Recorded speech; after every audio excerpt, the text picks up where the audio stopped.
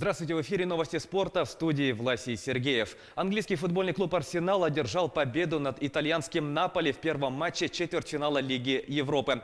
Встреча, прошедшая в Лондоне, завершилась со счетом 2-0. Результативным ударом в составе хозяев поля отметился полузащитник Аарон Рэмзи. Еще один мяч защитник гостей Калиду Кулибали срезал собственные ворота. В полуфинале сильнейший в данной паре встретится с победителем противостояния испанских Вильярреала и Валенсии. Их первый матч завершился со счетом 1-3. В составе Вильярреала мяч забил Сантьяго Касорла. У Валенсии отличились Гонсало Гедеш, на его счету дубль, и Дэниел Вас. В другой игре четвертьфинала турнира английский «Челси» одержал выездную победу с минимальным преимуществом над чешским футбольным клубом «Славия». Встреча завершилась со счетом 1-0. Единственный мяч на 86-й минуте забил защитник лондонцев Маркос Алонсо. Победитель данного противостояния встретится в следующем раунде с сильнейшим из пары Бенфика-Айнтрахт. Их матч завершился со счетом 4-2 в пользу команды из Лиссабона. В составе победителей хэт-триком отметился Жуао Фелиш. Еще один мяч на счету Рубена Диаша. У проигравших отличились Лука Йович и Гонсало Пасьенсия. Ответные матчи четвертьфинала Лиги Европы состоятся 18 апреля.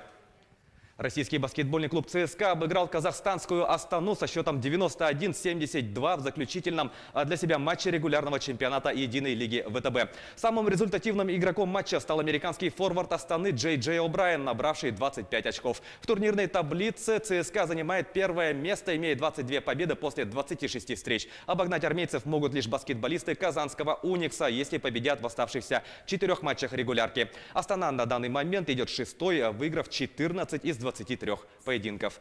Мужская сборная России по гандболу проиграла команде Венгрии со счетом 19-25 в домашнем матче третьего тура отборочного турнира чемпионата Европы.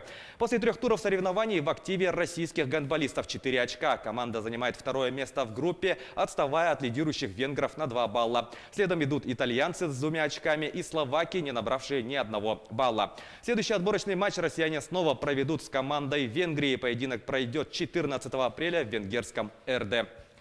Континентальная хоккейная лига представила медали и мини-копии Кубка Гагарина для победителей и призеров турнира. Об этом сообщает пресс-служба КХЛ. Основным материалом для производства наград стали латунные сплавы, покрытые нанокерамикой и обработанные золотом и никелем. Всего изготовлено 220 медалей. Обладатели наград бронзового отлива уже известны. Это уфимский Салават Юлаев и петербургский СКА. Золотые медали и Кубок Гагарина в финале турнира разыграют между собой столичный ЦСКА и омский «Авангард».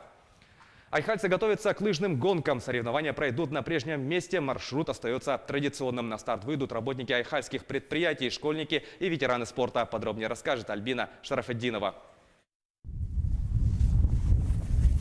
Фергат Хабирьянов ведет здоровый образ жизни. Выходные вместе с семьей предпочитает проводить на свежем воздухе и с пользой. Особенно, когда позволяет погода. Занимается плаванием, баскетболом, находит время и на лыжный спорт. Фергат планирует проверить свои силы в гонке «Лыжня России-2019». В студенческие годы я принимал участие в «Лыжне России». В зимних видах спорта мы сдавали технику ходьбы, дистанцию 10-15 тысяч километров. И в этом году планирую, если получится, то обязательно принять участие в «Лыжне России». Айхальские школьники тоже готовятся к лыжной гонке. С наступлением весны уроки физической культуры проводят на стадионе. Виталий Ермолаев, ученик 10 класса. Дистанцию в 2,5 километра на лыжах преодолевает легко. Лыжным спортом занимается не только в школе, но и в выходные дни. Принимал участие и в «Лыжне России». Виталий считает, что в этом спорте главная выносливость. И все зависит от лыж, как ты доедешь, каким ты доедешь. Трудности, конечно, есть, подниматься в горку, но это надо преодолеть себя и подняться до финиша. На лыжных гонках айхальцы встретятся уже в эту субботу, 13 апреля. Сегодня практически все готово к забегу на лыжах. Маршрут гонки останется прежним. Лыжникам предстоит преодолеть трассу в 3 километра. Она проходит в лесном массиве, в районе реки Сахсалох. Попробовать свои силы на лыжных гонках смогут все желающие. Сразу после регистрации участников стартуют первые забеги. Организаторами мероприятия традиционно выступит культурно-спортивный комплекс компании «Алроса» и администрация поселка. Альбина Шарафетдинова, Денис Хазов, телеканал «Алмазный край». Это были новости спорта. Всего доброго.